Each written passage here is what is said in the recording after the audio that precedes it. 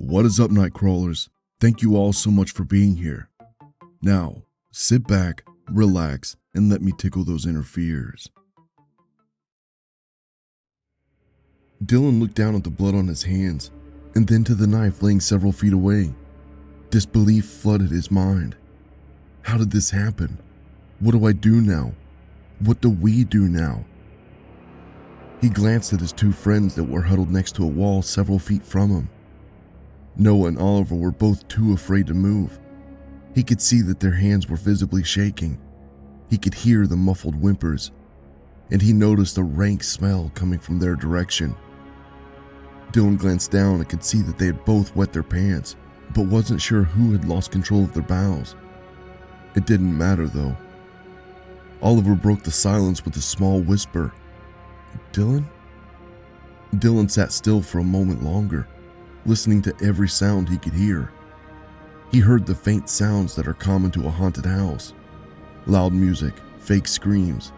He could almost picture the movement of the scary mannequins that were spread through the house.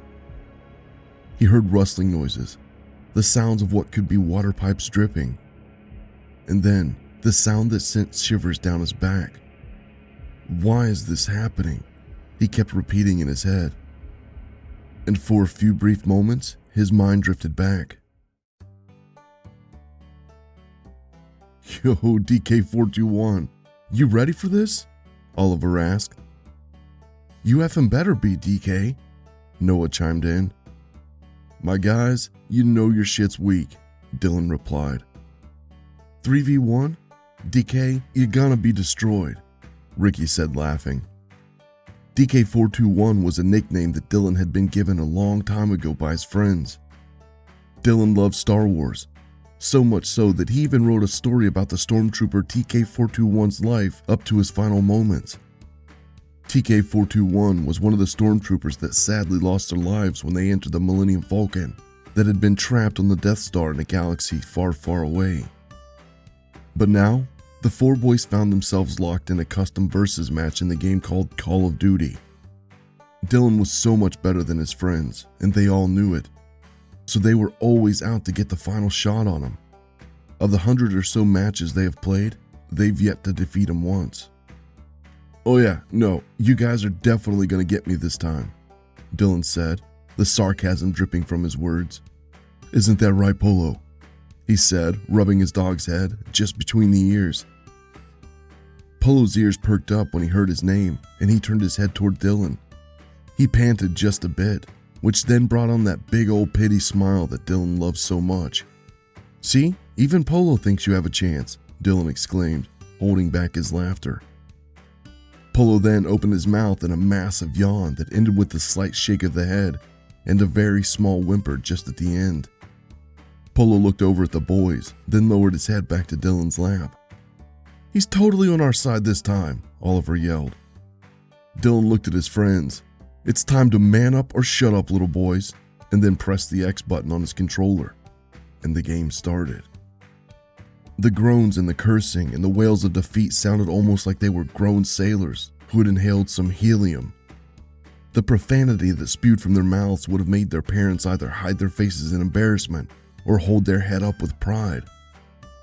Dylan had already killed the other boys multiple times, and the timer was counting down.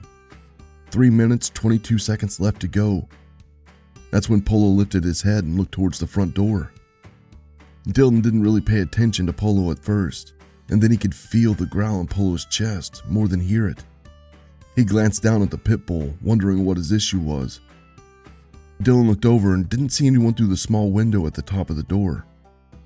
Dylan went back to ignoring Polo's odd actions, thinking the dog was just hearing people going down the road or a squirrel. Nothing he thought he needed to worry about, and then went back to destroying his friends. "DK, stop your fucking cheating," Oliver said, his voice fuming with frustration. "No, let him," Ricky said. "It'll be all the sweeter when we beat him." The following moment, he was forcing himself not to throw the controller at Dylan. "Fuck, dude, stop." Dylan just smiled. Polo's head was now pointed to the side of the house, his growl only now just becoming audible to Dylan. Something about it now made Dylan feel a bit uneasy. This was not a normal behavior for Polo, so Dylan was starting to pay a bit more attention. Shortly after, Dylan now felt Polo's body tense, as if preparing to leap off the couch. He watched the dog's head track to the backyard. Dylan stood up and sat his controller on the coffee table, trying to get a better look out the back door, but was a bit too freaked out to go look. "What the hell, man, you giving up?" Noah said. Dylan ignored him. "DK, what's up, buddy?" Ricky asked. Dylan started to say something when he saw a flash of something at the back door. He wasn't sure what it was at first, and would have waited a second longer had Polo not leapt from the couch and charged to the kitchen. The dog barked and growled as he went. Just then, the back door flung open, and Dylan watched as the dog charged out. A moment later, a man slipped inside the house, shutting the door behind him. The man turned towards them, a clown mask covering his face. Dylan froze just for a moment before Polo's growling and snarling brought him back. "Fucking run! Now! Out the front door!" The other boys looked at him like he had lost his mind. He could not rip his eyes away from the man that was slowly walking their way, but he knew the guys weren't moving. "Now!" he yelled. Oliver, Noah, and Ricky dropped their controllers and started heading towards the front door, the fear starting to come through in the questions they kept asking Dylan. As they were filing out, Ricky looked back and saw what terrified Dylan so much. "Run!" he screamed. The fear made his voice crack. The others bolted towards the door. Dylan hadn't moved yet, just staring at the man that was still slowly walking towards them. The clown mask's eyes had mesh over them so that you could not see the person's eyes behind. This terrified Dylan. He stared for a moment longer and then took off after the others. Dylan could hear Polo still in the backyard, but doing everything he could to try and get through the back door. He knew his boys were in trouble, but was locked out. His barks and whines hurt Dylan's heart, because he knew that dog wanted to do nothing more than to protect them. But they had to leave him, just for now. The other three were waiting at the front door when he got there. "Go!" he yelled. Ricky opened the front door and raced out. The other three followed closely behind. Just as they were at the end of the garage, Dylan watched in slow motion as a large man moved from the front of the garage to grab Ricky around the chest. A second figure strode forward and kicked Oliver in the stomach, doubling him over. As soon as his foot was back on the ground, he punched Noah in the head, knocking the boy out cold instantly. Dylan's mind could not make sense of what was happening. He hesitated for a moment before the sounds of Polo still barking in the backyard brought him back for a second time. He immediately turned to run when a large pair of arms wrapped around him. Clown Mask had managed to sneak up behind him and picked him up in a bear hug. "Trick or treat, you little shit." Dylan threw his head back, slamming it into the man's face, and then kicked his leg back. He was sure his foot landed between the man's legs. The cry of pain told him that he was right. The man tried to hold on, but Dylan threw his head back a second time. This time, he felt the man's nose give away as the arms dropped from around him. Dylan fell to the ground and was immediately trying to get up and run, but a sudden and sharp pain on the back of his head sent him reeling forward. He landed face first in the grass. He once again tried to stand, but he was just too weak. A pair of strong hands clamped around his arms and he was being hauled further away from his house. He tried to scream and yell, but nothing was escaping his mouth. He looked for his friends and noticed that the others were being dragged to a van that was parked on the street. The man threw him inside hard, causing his head to hit the van wall. Blackness started to sneak in around the edges of his vision as he watched the last of his friends tossed inside the van with him. "Let's go," a deep, gruff voice said. As the darkness started to take him, Dylan looked at the window at the front of the house. At that moment, he saw a bloodied and angry pit bull fly through the living room window, coming directly at them. Clown Mask slammed the door shut just in time for Polo to slam in the side of the van. "Fucking go!" Clown Mask yelled. "Stupid dog got through the back door." Clearly, still in pain and terrified at how close it had been for the dog to get inside the van. Before the blackness completely closed in around Dylan, he heard his friend Ricky. "My dad's a cop. He'll find us." And then the sound of something hard slamming the side of the van. He saw Ricky fall to the ground, and then silence.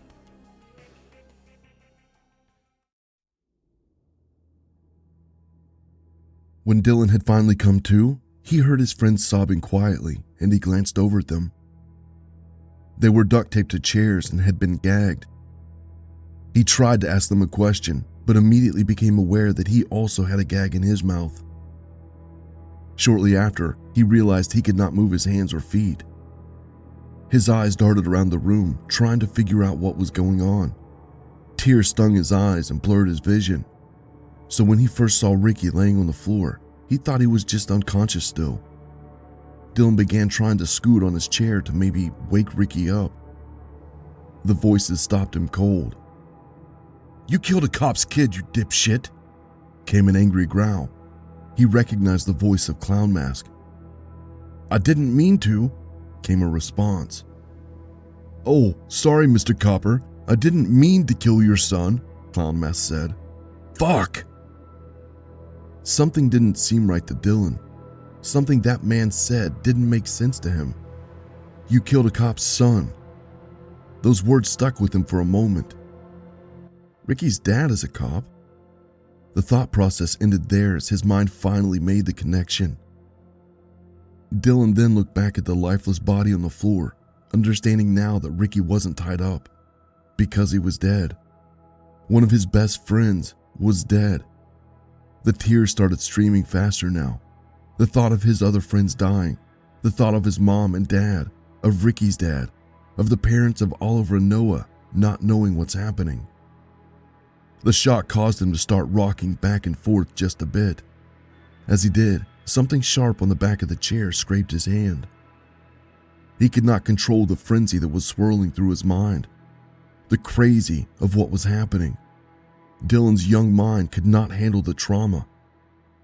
But as quickly as it had started, it went quiet in his head. Not like something broke, like a switch had been turned off. Then he noticed the small trickle running down the back of his hand. The scrape had cut him. Sure, Dylan was terrified. He knew their families were likely looking for them, so they had to live long enough to be found. A small itch started at the back of his mind, reminding him of all the stories online he had heard of families never finding their loved ones. And while he knew that that could be a very real possibility, he shut it down. For now, Dylan had to find a way out. He started scraping the tape against a sharp object that was on the chair. Each time he scraped past the tape, another small cut was made into his hand or arm. No matter how much it hurt, he was going to save his friends. And as the last tear fell from his eye, the door flew open. Dylan stopped working on the tape immediately. Clown Mask walked through the door, followed by two others. The man walked up to Dylan and lowered his face just inches away from him. "Good morning, sunshine." His voice dark and sinister. Dylan fought every instinct in his body not to headbutt the man again. He knew that he had to remain calm in order to not make them mad so they would not hurt or kill them. But the thought, worth it, did cross his mind. "We know your mommy and daddy have money," Clown Mask said. "We just want a little bit of it."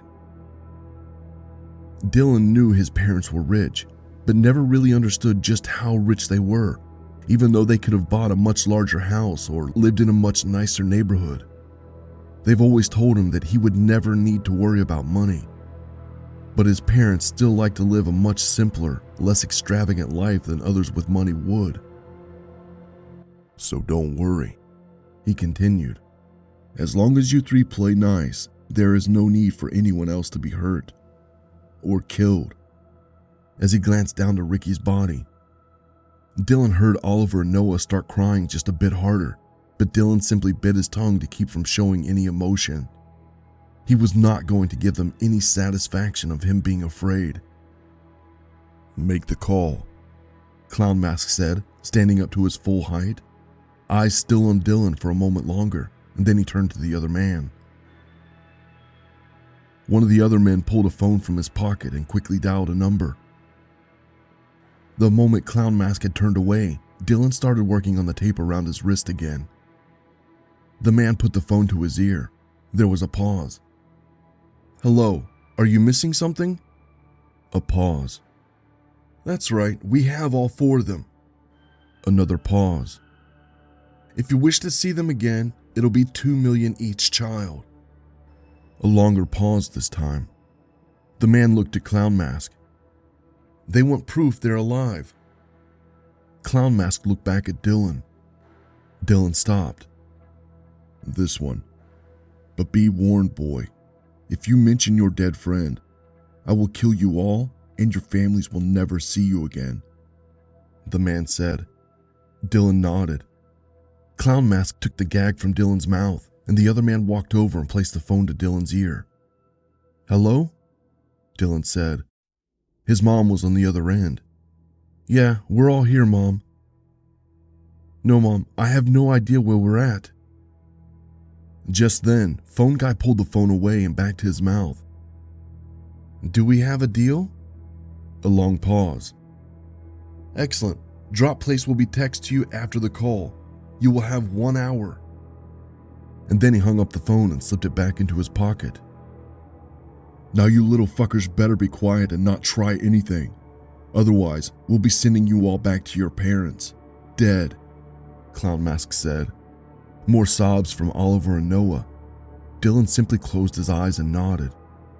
As soon as the men left the room, Dylan was again working on the tape that bound his wrist. The entire time, he did not take his eyes off Ricky. The sight of his dead friend gave him some strength from somewhere deep inside that he knew he was going to need to save his friends. Eventually, Dylan felt his wrist slowly come apart as the tape started to rip. He bent his elbows and the tape split the rest of the way, freeing his hands. He then immediately bent over and started working on the tape on his legs. He looked up at Oliver and Noah, their eyes wide with shock as they watched him free himself. Dylan continued to look around the room in hopes that some sort of plan would come to mind. He was a smart kid, but he had never had to fight for his life before. His only experience was from the video games that he played. And then he saw it. Under a table across the room was the end of something round. As soon as his second leg was free, he rushed over and grabbed it and started to pull it from under the table. It was metal. This was good. He pulled it free, and it was only about 10 inches long. This wasn't so good. As Dylan walked to his friends, he shoved the pipe into his back pocket so that he could work on the tape on his friends. He stepped in front of Oliver and removed the gag. DK, what are you doing? Oliver whispered. Trying to get us out of here, Dylan quietly shot back. But they said, Oliver started to whisper. Think about all the true crime shows we've watched. They're going to kill us. Dylan seethed under its breath. Oliver just dropped his head as he watched Dylan work to free Noah. There was a sound from outside the door, and Dylan looked at Oliver and Noah, putting his finger over his lips. Then he raced to stand behind the door. The other boys stayed in their seats, terrified. The door flung open, and in strolled one of the 2 men that just had a balaclava on. He looked at Dylan's chair first and then swung his head to the other 2 boys, as if it didn't register that Dylan was no longer tied up. At the exact moment he realized that, Dylan lunged forward, smacking the man in the back of the head with all of his might, using the pipe. The sound made a sickening thud, like something might have cracked under the blow. The man stumbled forward and then fell to the ground. Dylan immediately jumped on top of him, closed his eyes, and started raining down blow after blow on the man's head. Blood started to pour from the different openings of the man's mask. The man fumbled for something in his pocket, but Dylan didn't notice. The man slowly started to raise his hand, a knife pointing in the direction of Dylan's back. Just before he slammed the knife into Dylan, a small set of hands wrapped around his wrist and pulled back. He looked to see Oliver.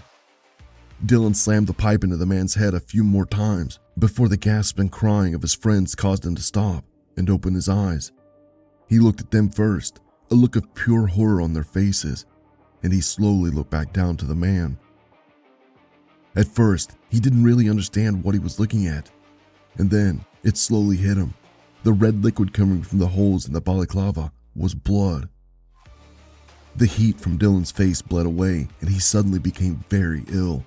He leaned forward, and vomit flew from his mouth. After the entirety of the contents of his stomach had been forced out, he finally removed himself from sitting on the man's chest, slowly backing away to just a few feet in front of his friends, and then knelt down. He looked back at them. Dylan sat still for a moment longer, thinking about what he had just done. Oliver broke the silence with a small whisper. "Dylan?" Dylan could not answer. He could not say anything. He could not understand. He could not believe what he had just done. The panic was starting to rise again. And then again, something clicked off in his mind and he started listening once again. He heard the faint sounds that are common to a haunted house. Loud music, fake screams. He could almost picture the movements of the animated scary mannequins that were spread through the house. He heard rustling noises and the sounds of what could be water pipes dripping. And then the sound that sent shivers down his back. The sound that he heard was the shuffling and clacking of footsteps.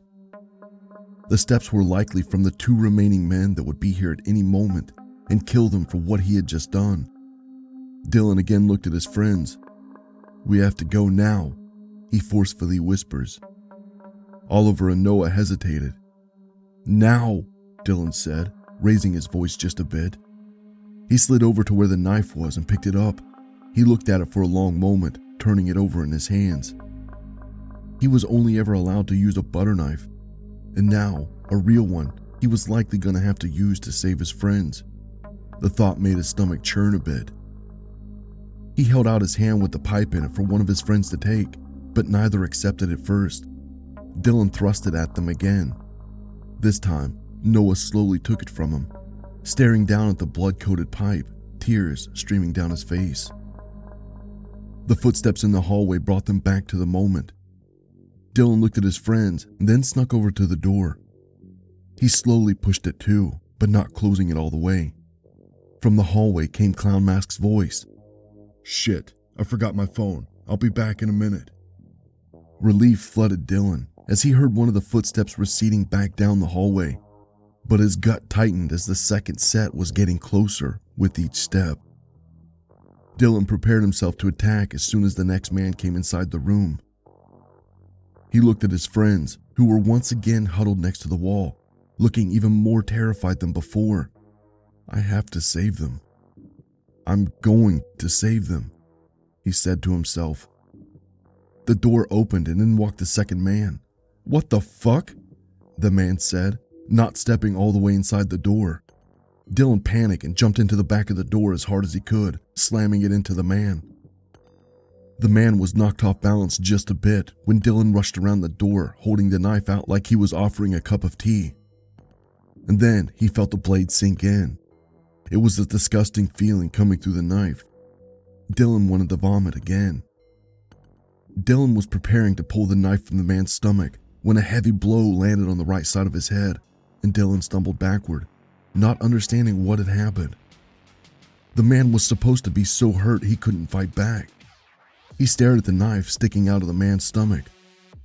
The man took one step forward and then kicked out with his right leg, catching Dylan hard in the stomach that sent him flying a few feet back to the floor. The man looked down at the knife and pulled it from his stomach and then looked at Dylan.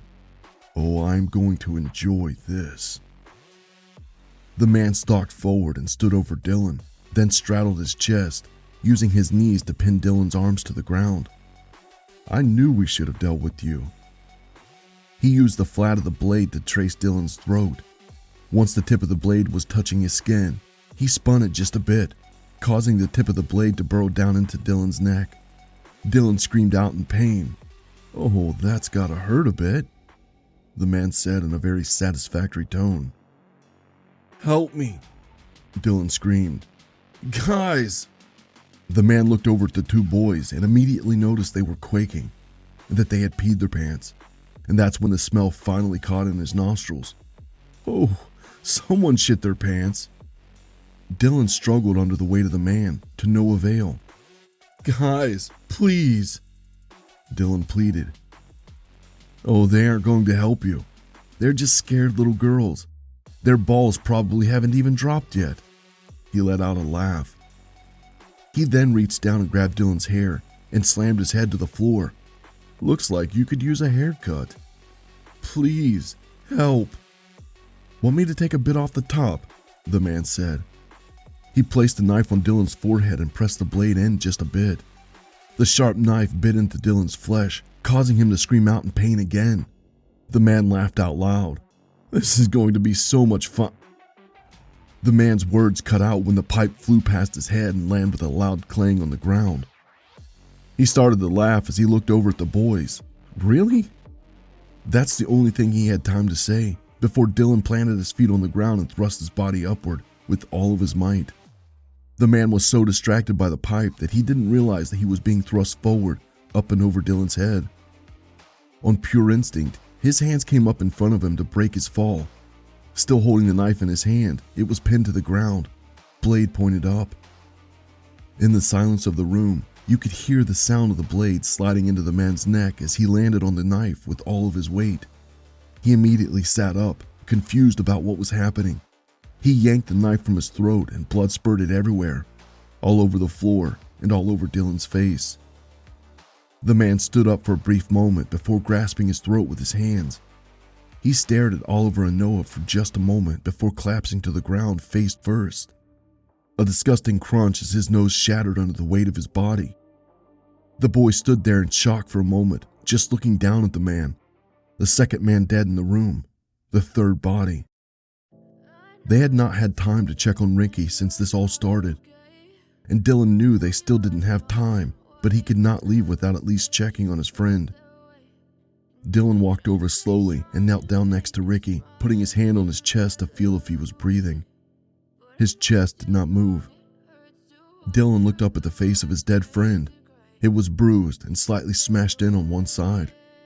The sight caused a catch in Dylan's throat. He wanted nothing more than to be able to cry for his friend. But he had two more that he needed to save. He got back to his feet and looked over at Oliver and Noah. We need to go before Clown Mask comes back, Dylan said quietly. Noah looked like he was about to protest when Oliver started walking towards Dylan. He closed his mouth and slowly followed behind the other two boys. They walked through the door and stood there, looking up and down the hallway, trying to decide which way to go. He went that way to get his phone, Oliver said. We should probably go that way, pointing the opposite direction. Nah, I think he went out to their vehicles, Dylan countered. I think this way is out, pointing the direction that Clown Mask had gone. Oliver and Noah looked at each other as if to consider what Dylan had said, and then they looked at him and popped their heads just a bit, showing agreement. They started walking the direction that Clown Mask went, slowly at first, but moving quicker with each step. The idea of freedom was starting to come to them, and they could not hold it down. They came to a door with the window in it, and Dylan slinked against the wall. The other two followed suit. Dylan stayed flat against the wall and looked around the edge, trying to see through the window. Dylan was able to see the outside.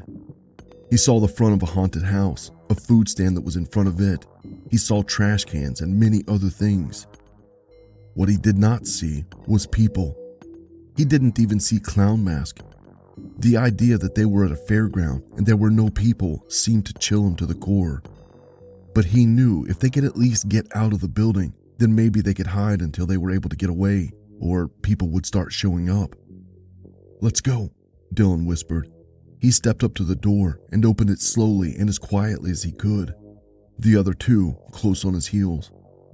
The room they entered was more like a walkway with glass walls. They could see everything out there, and anyone out there could see them, which sent a shock through Dylan the moment he saw Clown Mask staring at them from the left side. Go, he breathed.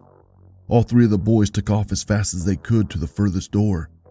Dylan looked over his shoulder and saw that Clown Mask was now in full sprint trying to catch up to them.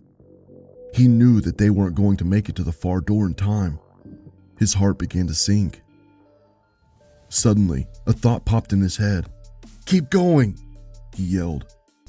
Without another word, he broke from the other boys and charged out the closest door, which was only about 30 feet from Clown Mask. He didn't notice that the other boys slowed for just a moment as they realized what he was doing. He only hoped that they would keep running. Dylan made a beeline straight to the haunted house. If he could get in there, maybe he could hide long enough for help to show up. He hadn't realized that Clown Mask could close the distance much quicker than he thought. There was a sickness starting to come over him when he realized he wasn't going to make it. He looked back over his right shoulder and he saw that his friends were safely out the other door and were running down the path. Good, he breathed. Sadness started taking over him as he realized he was going to be captured again. He would fight though, giving Oliver and Noah a bit longer, but he knew that he would be no match for the large man. He gripped the knife that he held in his hand and stopped running, turning towards Clown Mask, who wasn't expecting the boy to stop. The man tried to slow in time, but it was too late. The boy held the knife at an angle to him, catching him in the shoulder. The impact was so great that the blade sank all the way into the handle. He sent the boy flying and he fell forward. Dylan quickly got to his feet, both of his wrists hurting. He looked down at them and noticed they were both bent at odd angles. He knew that he could no longer use them, so he turned to start fleeing. Dylan took 2 steps when he felt a hand clamp down on his neck and pulled him back. The man shifted his body in front of the boy, put his hand around his neck, and easily lifted him up, slamming his body back down to the ground hard, knocking the air from Dylan's lungs. "You're a tough one, kid," the man said, pulling the knife from his shoulder. "But now, it's time for this game to be over." Clown Mask knelt down next to the boy, holding the knife just above Dylan's heart. Dylan could only stare at the mesh in the clown's eyes, sobbing. There was a few brief moments when nothing was heard, nothing was said. Then, the sobs that were coming from Dylan suddenly ended. He remained looking at the meshed eye sockets of the mask, and then simply smiled. "Boy, you're more of a man than most men I know." It surprised Clown Mask that this boy could smile at the face of death. Clown Mask did not hear the sounds of padded feet racing towards them. He wouldn't have realized that these were 2 sets of padded feet, a 4-legged animal. But Dylan knew the sounds of his best friend. Clown Mask had no time to react before Polo slammed his entire body weight into the man at full speed. The pit bull made no sounds, made no attempt to attack, simply stepped over his boy and stayed. Clown Mask stood up. "Fucking dog!" he yelled and started to stomp forward. There was a loud snap from a distance away, and Clown Mask stumbled backward just a bit. At first, he wasn't really sure what was happening. A sudden pain in his chest that didn't make sense. He looked down in momentary confusion as he saw the red flowing from his chest, a perfect hole that was still smoking. A second later, he finally understood what he was looking at. "How the fuck?" he started to say as he tried to take another step forward. Another snap in the distance, and the second hole appearing in his chest. He looked at the boy and his dog. Never would he have thought that this was how it was going to end. As he slumped to his knees, chin falling to his chest, he finally heard the shuffling of booted feet charging his direction, and then the shouts from all around. "Police!" Thank you all so much for being here. I truly appreciate it. Now, this story was written by me, based on real-life made-up events. So, to the real DK421, I appreciate your support, buddy, and I really enjoyed your made-up adventure. I hope you did too. I hope you all enjoyed. But until next time, remember, just because you didn't see it, doesn't mean it wasn't watching you.